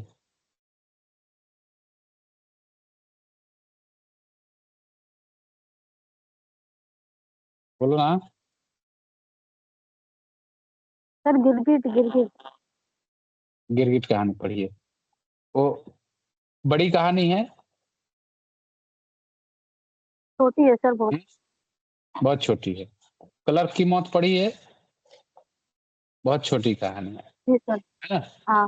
आकार में ये कहानियां छोटी हैं, है ना, लेकिन छोटी होने के बावजूद उन कहानियों की प्रभावशीलता अव्वल दर्जे की है। क्यों है? क्योंकि उनको प्रस्तुत करने का जो तरीका है चेखव का, जो उसमें निहित संवाद है ना, वो सब इतने महत्वपूर्ण हैं कि उसकी प्रभावशीलता बढ़ जाती है, ठीक है ना। उसका कथानक, उसका ढांचा जो है, उसमें घटित होने वाली जो घटनाएं हैं, उसके जो पात्र हैं, ठीक है ना, उन सब में एक एक कोरिलेशन और ऐसा मजबूत कोरिलेशन दिखाई पड़ता है कि प्रभावशीलता में कोई कमी नहीं आती, ठीक है ना। उसमें जिन पात्रों को चेखव ने गढ़ा है ना, वे पात्र अपने संवादों के माध्यम से अपने पूरे के पूरे चरित्र को सामने रखते थे। यानी कि उन पात्रों का संवाद ऐसा है कि उससे उनकी निहित जो धारणा है और उनकी नहीं बल्कि उनके माध्यम से समाज में मौजूद ऐसे लोगों की जो निहित धारणा है ना? जिन लोगों के बारे में हमने बात की, जिन दोगले लोगों के बारे में, जिन मौकापरस्त लोगों के बारे में अभी हमने बात की, है ना? जिन डरपोक लोगों के बारे में हमने बात की, तो उनका ये जो स्वभाव है, उनके संवादों के माध्यम से पूरी तरह से सामने आ जाता है। उसमें कहीं भी कोई जो है गति बाधित नहीं होती है। ठीक है ना? संवाद चुटीले हैं, छोटे-छोटे हैं और छोटे-छोटे संवाद प्रभावी संवाद होते हैं। ठीक है ना? तो संवादों की प्रभावशीलता भी अव्वल दर्जे की है। वो उस चरित्र को और उस पूरे घटनाक्रम को, उस वातावरण को पूरी तरह से रखने में जो है, क्या है, सक्षम है। तो इन्हीं सब संदर्भों का उल्लेख जब आप करेंगे, तो इस प्रश्न का उत्तर आप कर पाएँगे। ठीक है ना? शिल्प के अंतर्गत। भाव पक्ष के अलावा जो शिल्प पक्ष है, वो ये पूरी कहानियों पर लागू होगा। ठीक है ना? तो एक आधा कहानियों का आप उदाहरण दे सकते हैं इसमें कि फलाना कहानी फलाने कहानी में जो है कथानक कैसा है, इस कहानी में कौन-सी तकनीक का प्रयोग किया है ना?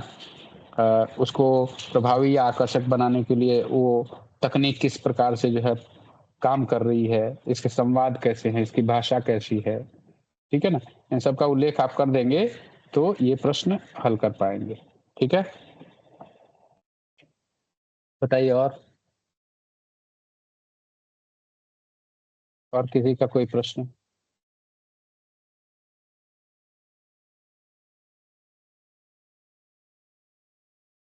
बताओ बेटा।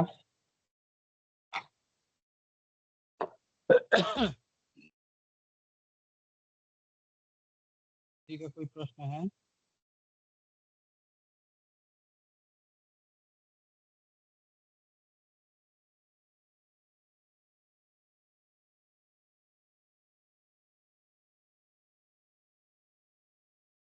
बताओ बच्चों, आवाज़ आ रही है क्या मेरी?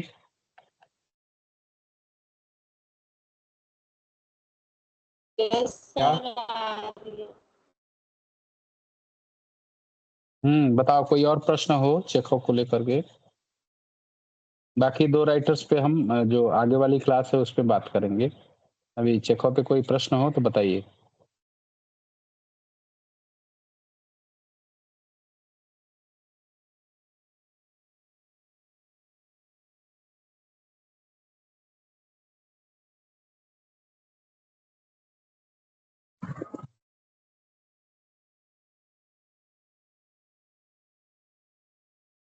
बताओ बच्चों,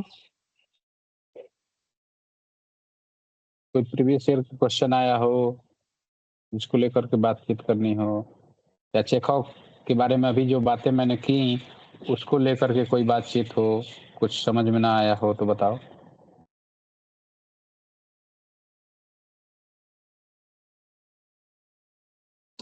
सर चेखव की जो कहानी है क्लर्क की मौत, सर उसका मोटिव समझ नहीं आया कि उसमें क्या मतलब कहना क्या चाह रहा है लेखक। क्या है कहानी में? सर उसमें पढ़िए जो ना। क्लर्क होता है, मतलब एक आदमी होते हैं, तो वो उसको एक छींक आ जाती है, मतलब वो कोई एक शो देख रहा होता है, तो जो उसका जो एक अधिकारी होता है उसके सामने उसको छींक आती है, तो वो उस छींक से इतना हो जाता है कि मैंने मतलब छींक दिया, तो कहीं मतलब जो अधिकारी है उसको बुरा ना लग जाए। बार-बार माफ़ी माँगने के लिए उसके पास जाता है। वो बार-बार कहता है कि मैंने तुम्हें माफ़ कर दिया, है ना? हाँ मैंने ध्यान ही नहीं दिया, मैंने माफ़ कर दिया। वो आगे बैठा रहता है, कोई नाटक-वाटक चल रहा है जहाँ पर आगे बैठे हैं, दर्शक दीर्घा में बैठा है और उसको छींक आ जाती है। तो उसके भीतर जो है ऐसा अपराध बोध जागृत हो जाता है कि वो चाहता है कि खुल कर के वो जो है जब तक मुझे माफ़ ना कर दे, है ना? तब तक मैं चैन से नहीं बैठूँगा और वो कहता भी है कि मैंने तुम्हें माफ़ कर दिया, है ना? मैंने ध्यान ही नहीं दिया, बावजूद उसके वो बार-बार जाता है उसके पास, है ना? और अंत में जो है सोचते-सोचते उसकी मौत हो जाती है। यही है ना कहानी? जी सर। क्या इस कहानी के माध्यम से क्या समझ में आया तुम्हें? कुछ भी नहीं समझ में आया? सर समझ में तो ये आया कि उसके जो अंदर है उस छींक को लेकर इतनी घृणा पैदा हो जाती है कि मतलब कि एक छींक मुझे मतलब वो बीच में ये भी कहता है कि छींक तो क्या बात है, पुलिस वाले को भी आती है और मतलब हर किसी को भी मतलब किसी को भी आ सकती है, इससे कोई वो नहीं है। बाद में लेकिन उसके दिल में इतनी घृणा पैदा हो जाती है कि नहीं, मुझे माफी मांगनी है। वो माफी मांगने के लिए मतलब 2-3 बार उस अधिकारी के पास जाते कि नहीं, लेकिन वो अधिकारी कहता है ठीक है मैंने आपको माफ कर दिया, लेकिन फिर भी सर उसके दिल में वो घृणा मतलब ऐसे रहती कि नहीं माफ किया, नहीं वो माफ किया। घृणा नहीं है, उसको घृणा नहीं करो कहो, है ना? वो घृणा नहीं है। सर छोटी घटना से उत्पन्न मानसिक दबाव हो सकता है। वो फील क्या करता है होता है? कि उसने कोई अपराध कर दिया हो। तो मानसिक दबाव, वो छोटी घटना अपराध बोध छोटी उसे सी क्यों होता है? जैसे मैंने कहा, अभी मैंने कहा ना कि अपराध बोध उसको होता है ना? वो क्यों होता है? और वो क्यों उससे ग्रस्त है? वो क्यों बार-बार उसके कहने पे भी उसको लगता है कि नहीं, इसने माफ नहीं किया? बताइए?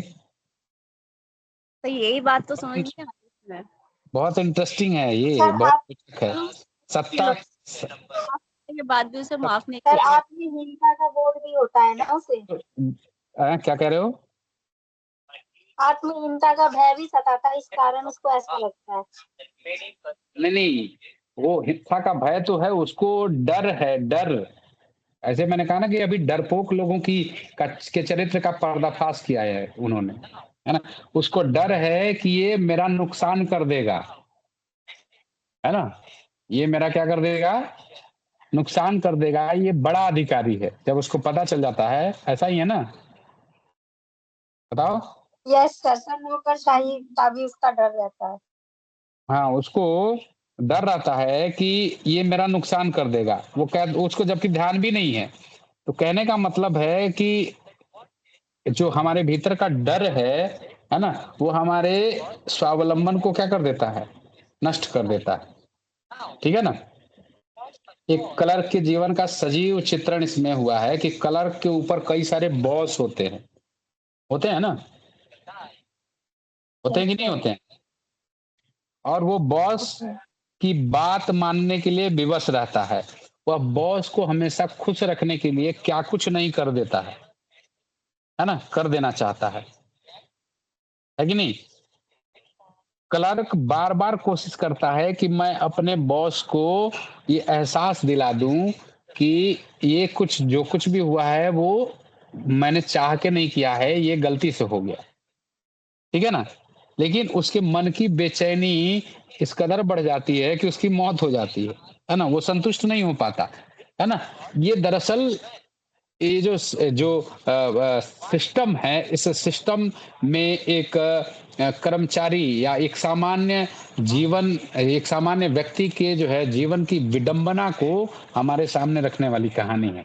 उसके भीतर जो डर है, जो कि सत्ता ने कायम कर रखा है, जो सत्ता के सेंसरशिप ने कायम कर रखा है, जो सत्ता की अमानवीय व्यवस्था ने कायम कर रखा है ना? उसके कारण जो है वह सता रहा है, वह डर। ये सर मेरा कहीं नुकसान ना कर कहीं ये मेरा क्या? सर कहीं ना कहीं अत्यधिक अधीनता का भी कारण है ना ये। वही तो बता रहा हूँ कि उसका उसका उसका जो सेंसरशिप है, उसकी जो प्रभावशीलता है, उसकी जो अमानवीयता है उस व्यवस्था की, वो इस कदर है कि वो स्वाभाविक जीवन जीने के लिए जो है अभिशप्त नहीं है। वो अस्वाभाविक जीवन जीने के लिए अभिशप्त है, स्वाभाविक जीवन नहीं जी सकता। कहने का मतलब ये है कि अभी मैंने कुछ दिन पहले एक किसी को पढ़ाते हुए एक टर्मिनोलॉजी का प्रयोग किया था, पेनिप्टकोण जिसको कहते हैं, है ना? कि एक ऐसा सेंसरशिप जो हम हमेशा आप पर कायम रहता है और आपके जीवन को असहज बना देता है ना? क्या कर देता है? आपके जीवन को वो असहज बना देता है। आप स्वाभाविक जीवन जी ही नहीं सकते। आप डर के कारण स्वाभाविक जीवन नहीं जी सकते। आप अपने लालच के कारण स्वाभाविक जीवन नहीं जी सकते, है ना? वो सेंसरशिप जो है हमेशा आपके ऊपर हावी रहता है। और जब सेंसरशिप होता है तो मनुष्य की जीवन की जो स्वाभाविकता है, सहजता है, वो नष्ट हो जाती है। मैंने आपको बताया था शायद कि एक ऐसा जेल होता था पहले, जहाँ पर एक ऐसा सुरंग होता था जहाँ से जेलर बैठ के सारे कैदियों पर ध्यान रखता था, है ना? आप लोगों को याद है मैंने इसकी चर्चा की थी, सेंसरशिप की, याद है क्या?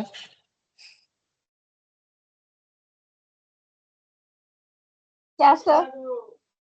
सेंसरशिप की मैंने चर्चा की थी, ये उदाहरण देते हुए, इस जेल का उदाहरण देते हुए, आपको ध्यान है? हुँ?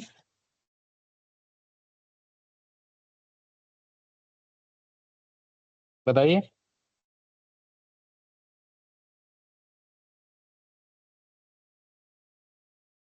हेलो? सेंसरशिप की चर्चा मैंने की थी एक जेल का उदाहरण देते हुए, जैसे सीसीटीवी का उदाहरण ले लीजिए ना आप, जहाँ भी लिखा होता है कि आप सीसीटीवी की निगरानी में हैं। आप वहाँ क्या करते हैं? आप अस्वाभाविक जीवन जीते हैं, है ना? आप सहज नहीं रह सकते। क्यों? क्योंकि आपको आपके दिमाग पर आपकी निगाह खुद आप पर निगाह रख रही होती है कि आप क्या हैं? आप किसी की निगरानी में हैं। तो सेंसरशिप एक ऐसा जो है ऐसी स्थिति होती है सेंसरशिप में रहने की, जिससे आप क्या हो जाते हैं, आप अस्वाभाविक जीवन जीने लगते हैं। सत्ता का जो सेंसरशिप है ना? वो मनुष्य के जीवन को अस्वाभाविक बना चुका है ना? जैसे वो कहता है कि हुजूर मुझे माफ़ करें, हार्दिक पश्चाताप के बाद भी क्या है, होने के कारण भी ही मैं आपको कष्ट देने का दुस्साहस कर रहा हूँ। यानी कि जिसके साथ जिससे वो माफ़ी माँगना चाहता है ना? वो बड़ा व्यक्ति है, वो कोई बड़ा अधिकारी है। वो ध्यान भी नहीं दिया, लेकिन उसका सेंसरशिप इस तरह से हावी है इस व्यवस्था में हर जगह कि अगर वो कहीं बुरा मान ले तो मेरा नुकसान हो जाएगा, है ना? यानी कि आप वो निगाह आप पर नहीं रख रहा है, आप स्वयं अपने आप पर निगाह रख रहे हैं। वो बुरा नहीं मान रहा है, आप स्वयं ये मान के चल रहे हैं कि उसने बुरा मान लिया है। ठीक है ना? रुआँसा चेहरा बना करके वो घूमता रहता है, एकदम परेशान, बेचैन, है ना? होकर के घूमता रहता है और घूमते-घूमते इतना ज़्यादा सोचने लगता है कि अचानक से उसकी मौत हो जाती है। ठीक है ना? तो ये इस व्यवस्था की के सेंसर व्यवस्था के सेंसरशिप उसकी जो है अमानवीय व्यवस्था है, उसको जो है ये कहानी व्यंग्यात्मक रूप में हमारे सामने रखती है। मानव जीवन की विडंबना को हमारे सामने रखने का प्रयास करती है। इस कहानी के माध्यम से चेखव जो है रखते हैं और उन डरे हुए, उन मौका परस्त, उन डरपोक लोगों के चरित्र को भी हमारे सामने रखने का प्रयास करते हैं, जो क्या करते हैं, सत्ता की गुलामी किसी भी शर्त पर करना चाहते हैं। ठीक है ना? ठीक है बच्चे? ओके। और कोई बात?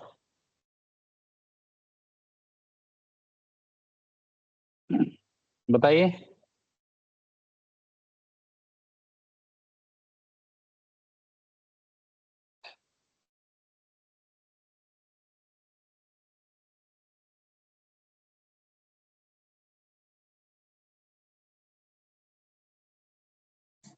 सर एक और कहानी थी वो गिरगिट जो इनकी है चेखव की, तो सर उसका उद्देश्य क्या है? मतलब जो उसमें नॉर्मल सी बात है कि एक व्यापारी होता है, उसको मतलब एक कुत्ता काट लेता है, तो हुँ।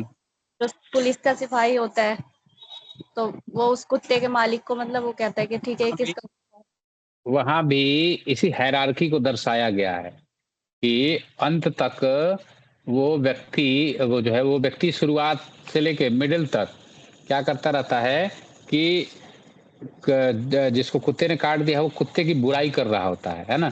देखो कैसा खराब समय आ गया है, ऐसा हो गया, कहानी तुमने पढ़ी होगी, है ना? तो वो कुत्ते के खिलाफ बोल रहा होता है, लेकिन ज्यों ही उसको पता चलता है कि ये कुत्ता जो है वो जनरल साहब का कुत्ता है ना? वैसे ही उसकी जो है धारणा क्या होती है? बदल चेंज हो जाती जाती है।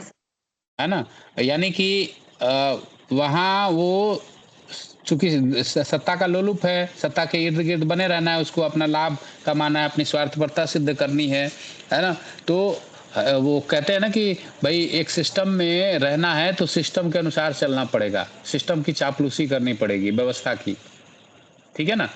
तो एक व्यक्ति जो अभी तक जिसका स्टैंड दूसरा था, जैसे ही उसको पता चलता है कि किसी बड़े अधिकारी की जनरल साहब का कुत्ता है ना? वो उस आदमी की बुराई करने लगता है जिसको जिसको त मतलब कहने का अर्थ ये है कि थप्पड़ खाने वाले से ही पूछा जाता है या कहा जाता है कि इसने ही ज़रूर कुछ किया होगा। ठीक है ना? ज़रूर इसने ही कुछ गड़बड़ की होगी। है कि नहीं? हम लोग अच्छा। अक्सर सवाल उसी से करते हैं ना, कमज़ोर आदमी से ही करते हैं ना। यहाँ यही है कि इंस्पेक्टर जो है या फिर जो वो जनरल है, उसका कुत्ता है तो वो विशिष्ट कुत्ता है। वहाँ आदमी महत्वपूर्ण नहीं है ना? यानी कि मानवीय मूल्यों का क्षरण इस कदर हो गया है कि वहाँ जिस आदमी को कुत्ते ने काटा है, उसकी चिंता छोड़ कर के अब कुत्ते की चिंता होने लगती है और वो उस कुत्ते के साथ-साथ कुत्ते के पक्ष में खड़ा हो जाता है और मालिक की प्रशंसा करने लगता है। उल्टे में जो शिकायत करता है, उसको डाँटने लगता है। ठीक है ना? तो ये एक जटिल स्थिति को हमारे सामने रखता है कि हम कैसे गिरगिट की तरह गिरगिट के बारे में हम सबने सुना है, एक मुहावरा भी है कि गिरगिट रंग बदलता है। सुना है ना? जी सर। गिरगिट रंग बदलता है मौका देख कर के, है ना? मौसम देख करके, मौका देख करके ऐसा कहा जाता है, मुहावरे के रूप में इसका प्रयोग करते हैं। तो वो जो व्यक्ति है, वह भी गिरगिट के चरित्र के जैसा है, यानी कि उसके चरित्र में जो दोष है, उस चारित्रिक दोष को, है ना? उसके गिरगिटपन को सामने रखने का काम यहाँ पर किया है इस कहानी के माध्यम से। ठीक है ना? ठीक है ठीक है। बेटा? ओके। हेलो? जी?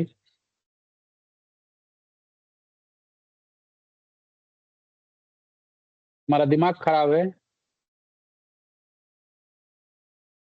ऐसे बार-बार फ़ोन करोगे ना तुम्हारी कंप्लेंट कर दूँगा मैं। मैं अभी क्लास में बैठा हूँ, तुमको मना किया अभी कॉल मत करो।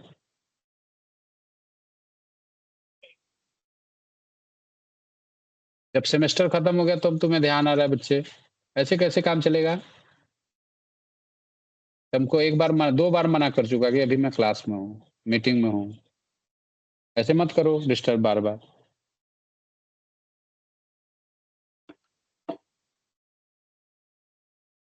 हाँ बेटा बताओ और कोई बात है आप लोगों की?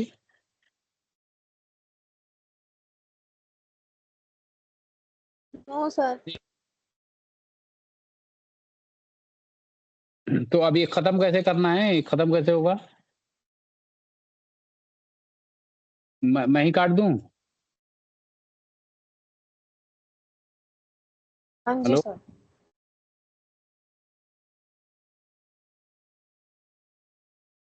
जी सर, काट दीजिए।